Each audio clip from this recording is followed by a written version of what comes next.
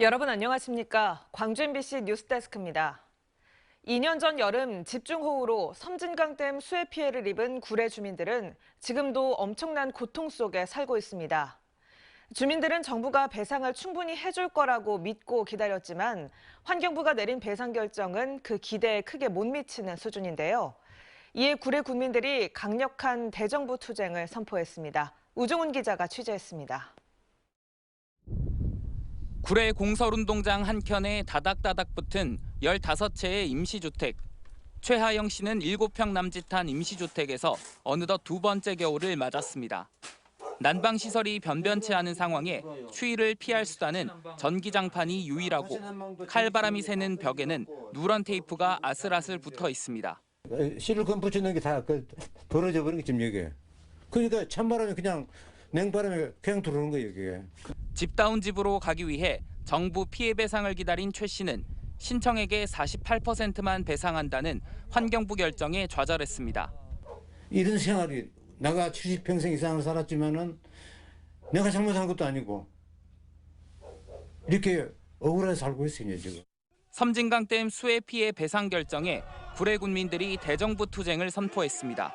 주민들은 폭넓은 배상을 약속해온 환경부가 동일한 원인과 결론에도 불구하고 합천댐에는 전체 72%를 배상하고 섬진강댐은 1,136억 원의 신청액 가운데 48%만 배상하겠다는 결정을 받아들일 수 없다고 목소리를 냈습니다.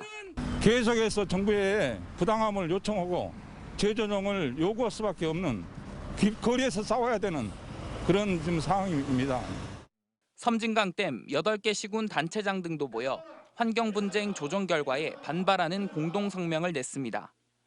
환경부 중앙환경분쟁조정위는 하천 피해 관련 법원 판례와 강우량이 얼마였는지 여부에 따라 결정한 내용이라며 지역별 차이는 하천 상태 등에 따라 발생한 것이라고 밝혔습니다. 수해가 발생한 지 1년 6개월이 지났지만 만족할 수 없는 배상 결정에 임시주택 주민들은 올해도 힘겨운 겨울을 날 걸로 보입니다. MBC 뉴스 우종훈입니다. 교육시설을 중심으로 코로나19 확산 추세가 지속되고 있습니다. 광주에서는 유치원과 어린이집, 초등학교를 중심으로 코로나19 확산이 이어지면서 오늘 오후 6시 기준으로 74명의 확진자가 추가됐습니다. 특히 지난달 한 달 동안 전체 확진자 1,804명 가운데 10대 이하 환자가 418명으로 23%까지 높아졌고 지난 일주일 동안 10대 미만 70명, 10대 85명으로 집계됐습니다. 한편 고혈압과 뇌경색 등 지병이 있던 90대 환자가 숨져 광주의 코로나19 사망자는 49명으로 늘었습니다. 코로나19 중증 환자 치료를 위한 잔여 병상이 한 자릿수에 머물러 병상 부족 사태가 우려되고 있습니다. 보건당국에 따르면 광주시의 경우 전남대병원과 조선대병원에 있는 29개 중증 병상 가운데 22개 병상이 사용 중이고 잔여 병상은 7개에 불과합니다. 준중증 병상의 경우 28개 병상 가운데 12개 병상이 사용 중이어서 아직은 여력이 있지만 코로나19가 확산세여서 안심할 수는 없는 상황입니다. 준공된 지 반년이 넘었는데도 제2순환도로 지산-나들목 진출로는 무용지물이 됐습니다. 처음 설계한 구조는 큰 문제가 없었지만 도로 설계를 변경한 이후에 안전사고가 뻔히 예상되는 시설로 전락해버렸는데요. 과연 어떤 일이 있었던 건지 이다현 기자가 집중 취재했습니다.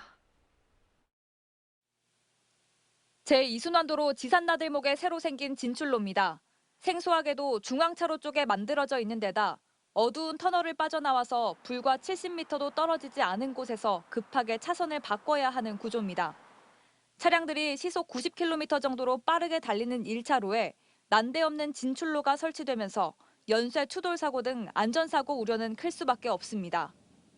고속 주행하는 차들이 갑자기 좌유출을 위해서 감속이나 정지를 하게 되면 우유출하는 차량보다 훨씬 더 교통사고 심각도가 높아질 위험성이 있습니다. 문제는 이런 구조의 도로가 설계 변경을 거쳐 탄생했다는 겁니다. 취재진이 확보한 지산나들목 진출로의 최초 설계 도면입니다.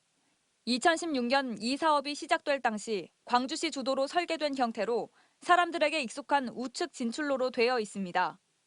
가장 오른쪽, 갓길 차선 쪽으로 빠져나가는 구조입니다. 같은 해 열린 주민설명회에서도 큰 문제가 제기되지 않아 사업은 그대로 진행됐습니다. 2년쯤 지난 2018년 9월 공사 착공 단계에 이제 막 들어섰을 무렵 일부 주민들이 소음과 분진, 사생활 침해 등을 이유로 현재 설계를 원점에서 재검토하자는 민원을 제기하고 나섰습니다. 여기까지는 흔히 있을 수 있는 상황입니다. 그런데 이 다음 과정이 뜻밖이었습니다. 광주시가 주민들 요구를 전격 수용해 도로 구조를 아예 딴판으로 바꾸는 결정을 내린 겁니다. 2019년 초 갑작스런 설계 변경이 이루어집니다. 진출로 방향을 재검토해 줄 것을 요구하는 민원이 있어가지고 그에 따라서 자문회의를 거쳐가지고 저희들이 좌측으로 최종 변경을 하게 된 것입니다. 운전자들이 평소 습관과 정반대로 움직이게 하고 터널과 진출로 사이 간격이 몇십 미터에 불과한 구조. 보통의 설계 변경이 도로 여건을 개선하기 위해서 진행되는 것과는 달리 운전자의 안전을 담보할 수 없는 쪽으로 변경이 돼버렸습니다. 여우 피하를 하다가 호랑이 만난 격이죠. 민원 때문에 어떤 차차선책을 하는 것에 대해서 어느 정도의 우리가 그 범위가 있는데 이건 그 범위를 좀 벗어났다고 저는 생각합니다. 수십억 규모 공사의 구조를 일부 주민들의 민원이 있다고 해서 바꾸어 버린 상황. 갑작스럽고 석연찮은 설계 변경을 시민들은 의혹의 시선으로 바라보고 있습니다. MBC 뉴스 이다현입니다. 한우 가격이 수년째 고공행진을 이어가고 있습니다. 하지만 사육 마리수가 적정 수준을 넘어서면서 10년 전 속값 파동이 재현될 수 있다는 우려도 나오고 있습니다. 새해 첫 한우 경매 현장을 문현철 기자가 취재했습니다. 어둠이 채 가시지 않는 아침녘, 한겨울 추위에 소들이 하얀 입김을 내뿜습니다. 경매사와 상인들은 소 상태를 살피느라 분주합니다. 올해 처음 열린 한우 경매. 설 대목을 한 달이 앞두고 큰 소와 송아지 물량이 쏟아졌습니다. 하지만 농가나 축협은 새해부터 소값을 걱정하고 있습니다. 지난해 말 전국 한우 사육 마리수는 340만 마리. 지금 기르는 송아지와 암소 마리수를 따졌을 때 내년에는 360만 마리 돌파가 예상됩니다. 적정 마리수 300만 마리를 크게 넘어선 겁니다. 단군 이래 사육 마리수가 가장 많다는 우스갯소리까지 나오고 있습니다. 반면 소에게 먹일 배합사료와 풀사료 가격은 천정부지로 치솟고 구하기도 어려워지고 있습니다. 사료값이 오르면서 소값은 좀 하락되거든요. 송아지 가격 고공행진과 도축 마리수 증가 등 소값 파동으로 농가들이 줄도산했던 10년 전 상황이 다시 연출되고 있습니다. 안정되게 가는 것도 한도가 있습니다. 올해 후반기 돼서는 분명히 하락 추세로 올 겁니다. 하지만 코로나19 여파와 재난지원금 지급으로 가정 내 소고기 소비가 꾸준히 늘고 있고 외국산 소고기 가격도 크게 오르면서 가격 폭락 같은 사태는 없을 것이란 전망도 나오고 있습니다. MBC 뉴스 문현철입니다.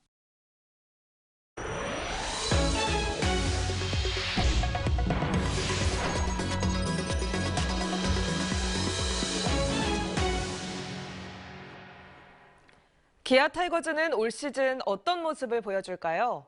김중국 감독은 올해는 반드시 포스트 시즌에 진출하겠다며 팬들의 가슴이 뛰는 시즌을 만들겠다고 말했습니다. 선수들에게는 두려움 없는 야구를 주문했습니다. 조현성 기자의 보도입니다. 몸값 150억 원을 자랑하는 공격과 수비, 주루와 장타력까지 갖춘 국내 최정상급 외야수의 영입. 기아에서만 14시즌을 뛰며 KBO 현역 최다승 투수이기도 한 에이스의 귀환. 팬들의 기대는 그 어느 때보다 높을 수밖에 없고 김종국 감독도 이를 잘 알고 있다며 취임식에서 이렇게 말했습니다. 기아 타이거즈 팬 여러분, 가슴이 뛰는 그런 시즌이 만들도록 또 잘하겠습니다. 이를 위해 선수들에게는 결과를 두려워하지 않는 적극적인 플레이를 주문했습니다. 선수단 모두가 팀 퍼스트 정신으로 똘똘 뭉치면 못할 일이 없을 것이라며 자신은 항상 가장 높은 곳을 지향한다고 강조했습니다. 5년 전 고향팀으로 복귀한 이후 줄곧 해결사 역할을 해왔던 최영우 선수도 올 시즌은 달라진 모습으로 팀과 자신의 명예를 회복할 수 있을 것이라고 낙관했습니다.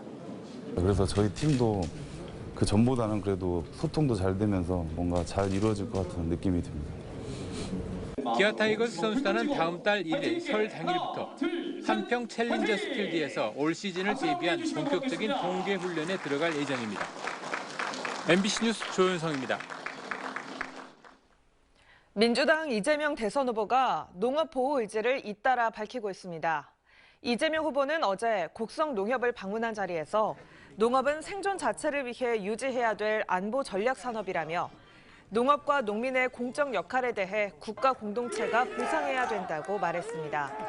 앞서 이 후보는 쌀 과잉 생산량의 선제적 시장 격리를 정부에 요구하기도 했으며 최근 대선 선대위 산하의 농어민위원회도 출범시켰습니다.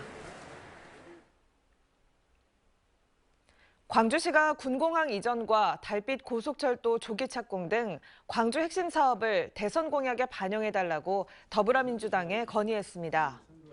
이용섭 광주시장은 국회에서 민주당 선대위 관계자를 만나 미래 광주 100년을 책임질 전략이라며 수건 사업이 대선 공약과 차기 정부 국정과제에 포함돼야 한다고 강조했습니다. 여기에는 인공지능 반도체 특화단지 조성과 스마트 메가시티 조성, 호남권 첨단 의료 복합단지 조성 등도 포함됐습니다. 광주시 선거관리위원회가 대통령 선거 60일 전인 오는 8일부터 정당이나 후보자 명의로 선거 관련 여론조사를 할 수 없다고 밝혔습니다. 선관위는 정당이나 후보자가 여론조사를 빌미로 인지도를 높이려는 것을 방지하기 위해서라고 말했습니다. 또 지방자치단체장은 각종 행사를 개최 후원하거나 선거대책기구 등에 방문할 수 없습니다. 다만 법령에 따라 행사를 개최하는 경우와 긴급 민원을 해결하기 위한 행위 등은 가능합니다.